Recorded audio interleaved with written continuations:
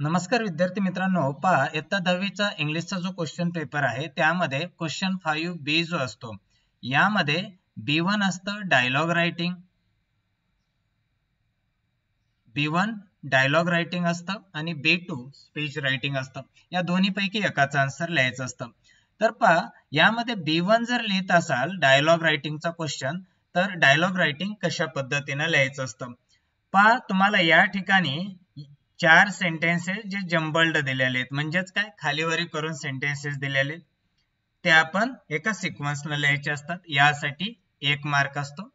आता बी मध्ये complete the dialogue मध्ये या ठिकाणी 2 क्वेश्चन्स दिलेले असतात आणि याचा आन्सर लिहायचं असतं. यासाठी 1 मार्क असतो आपल्याला. आणि विद्यार्थी मित्रांनो, सी मध्ये write a dialogue between Ram and Shyam on the given theme minimum 3 meaningful exchanges. म्हणजे रामचा एक डायलॉग आणि श्यामचा एक डायलॉग, दोघांचं मिळून एक एक्सचेंज झालं. असे किती एक्सचेंज करायचे? 3 एक्सचेंज आणि यासाठी 3 मार्क्स आहेत. आणि हे टायटल आपल्याला दिलेलं असतं, इम्पॉर्टन्स ऑफ एज्युकेशन. चला तर आपण व्हिडिओला सुरुवात करूया. पहा आता या ठिकाणी काय करायचं, व्यवस्थित रीड करायचे. Prepare a dialogue from the jumbled sentences. पहिलं सेंटेन्स आहे, yes I have got some awards. मग हे कशाचं आन्सर आहे? Have you been awarded in this game, याचं हे आन्सर आहे. Which is your favourite game, आणि त्याचा आन्सर आहे ऑफकोर्स कबड्डी. विचार करायचं पहिल्यांदा काय येऊ शकतं, अगोदर फेवरेट गेम कोणता आहे, त्यानंतर कबड्डी, मग त्यासाठी अवॉर्ड मिळाला का, तर हो मिळाला. या पद्धतीनं म्हणजे पहिल्यांदा कोणतं सेंटेन्स घ्यायचं हे कळलं पाहिजे.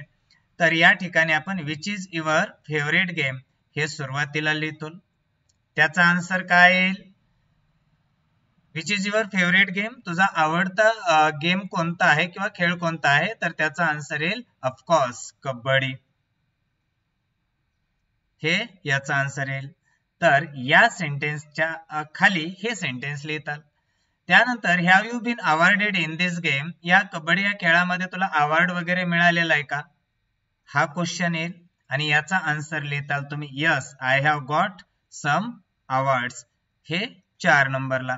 अशा पद्धतीनं सिक्वेन्स लावला की तुम्हाला त्याचा 1 मार्क मिळेल. त्यानंतर आहे complete the dialogue. Which is your favourite book, तर याचा आन्सर लिहिताल तुम्ही,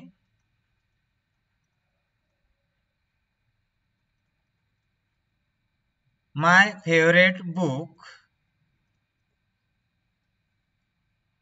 is as a man thinketh. My favorite book is as a man thinketh. तुम्हाला जे आवडतं पुस्तक आहे ते तुम्ही या ठिकाणी लिहायचं. What type of book is it? तर हे कोणत्या प्रकारचं पुस्तक आहे, तर त्याचा आन्सर लिहिताल, it is self help book. जास्त माहिती लिहायची असेल तर लिहू शकता, it focuses on our mind games. हे आपल्या माइंड गेम्सवर फोकस करतं. तर या पद्धतीनं याचा आन्सर देऊ शकता तुम्ही. तर हे दोन्हीचं आन्सर दिलं की यासाठी 1 मार्क आहे आणि यासाठी 1 मार्क आहे, हे 2 मार्क्स झाले.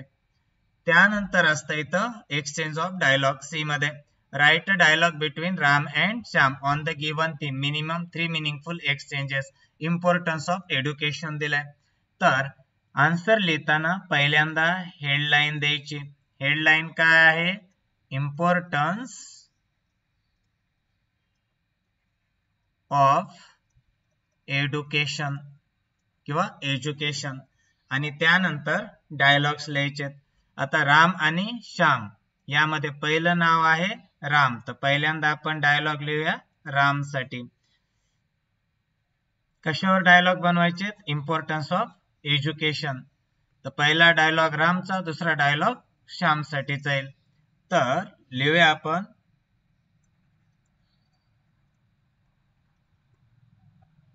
What is the role of education in our life, आपल्या जीवनामध्ये एज्युकेशनची भूमिका काय आहे. रामनं क्वेश्चन विचारला, श्याम त्याचा आन्सर देईल. तर श्यामचा डायलॉग या ठिकाणी येईल. आय थिंक या पद्धतीने म्हणू शकता तुम्ही. मला वाटतं education can make us good human being. मला वाटतं शिक्षण आपल्याला एक चांगला माणूस बनवतं. अँड अ गुड सिटीजन, आणि आपल्याला एक चांगला नागरिक बनवू शकतो. मग त्यावर पुढं डायलॉग असेल, तो असेल रामचा. पहा, हे एक डायलॉग पूर्ण इथून इथपर्यंत सगळा तुम्ही लिहिलेला, आणि हे पूर्ण लिहिलेला इथपर्यंत. हे जे दोन डायलॉग झाले ना, रामचा एक आणि श्यामचा एक, याला एक एक्सचेंज म्हणतात. हे लक्षात ठेवा. याला काय म्हणतात? एक एक्सचेंज. तुम्ही एवढंच लिहिलं तर याला अर्धा मार्क, हे एवढं लिहिलं तर याला अर्धा मार्क, दोघांचा डायलॉग कंप्लीट केला तर 1 मार्क. म्हणजे याला एक अर्धा मार्क आहे, याला अर्धा मार्क आहे, दोन्ही मिळून 1 मार्क. तर असे किती एक्सचेंज करायचे? 3 एक्सचेंज करायचे. मग पुढं सेकंड एक्सचेंज मध्ये पुन्हा राम काहीतरी आन्सर देईल.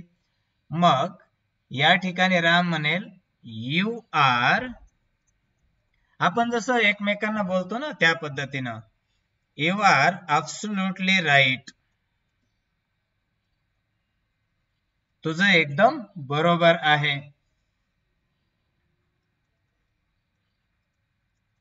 Education is the foundation of everything. Education is the foundation of everything, म्हणजे प्रत्येक गोष्टीचा पाया हे शिक्षण आहे, असं राम आन्सर देतो. मग श्याम म्हणतो इट्स ट्रू, म्हणजे तू जे काय म्हणतोयस ते बरोबर आहे. Without education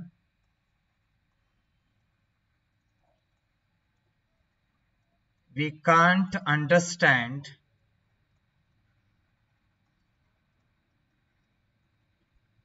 the world around us. शिक्षणाशिवाय आपल्या सभोवतीलचं जग जे आहे ते आपण समजू शकत नाही. तर या ठिकाणी हा रामचा डायलॉग आणि हा श्यामचा डायलॉग, तर हे एक एक्सचेंज झाला. 2 एक्सचेंज झाले, तर या ठिकाणी 2 मार्क्स मिळतील तुम्हाला. त्यानंतर पुन्हा येईल रामचा डायलॉग, एक्झॅक्टली, अगदी बरोबर आहे. And it's not only getting a job और अर्निंग मनी. शिक्षण म्हणजे फक्त पैसा कमवणं किंवा नोकरी मिळवणं नाहीये. इट टीचेस अस, हे आपल्याला शिकवतं. It teaches us values and discipline. हे आपल्याला व्हॅल्यूज आणि डिसिप्लिन म्हणजे शिस्त शिकवतं. हा झाला रामचा डायलॉग. आता श्यामचा डायलॉग लिहायचा. श्याम, दॅट्स करेक्ट, ते बरोबर आहे.